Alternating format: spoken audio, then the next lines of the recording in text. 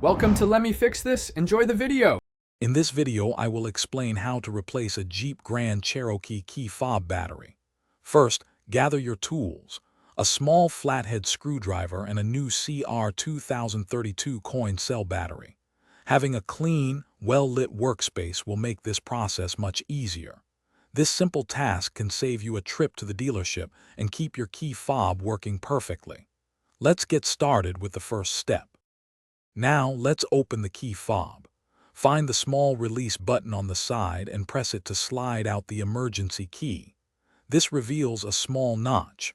Carefully insert your small flathead screwdriver into this notch. With a gentle twist, you can pry the two halves of the key fob apart.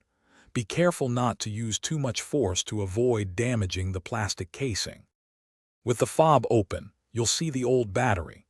Take a moment to note its orientation, usually with the positive side facing up. Gently pry out the old CR2032 battery using your screwdriver. Now, insert the new CR2032 battery, making sure the positive side, which usually has a plus sign, faces upwards. Press it firmly into place to ensure it's seated securely. Finally, it's time to reassemble your key fob. Carefully align the two halves of the fob and press them together until you hear a satisfying click, indicating they are securely closed. Don't forget to slide the emergency key back into its slot.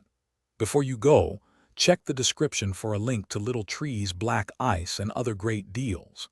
Now, test your key fob with your vehicle to ensure everything is working correctly. You've successfully replaced your battery. Thanks for watching. If you found this helpful, don't forget to like and subscribe.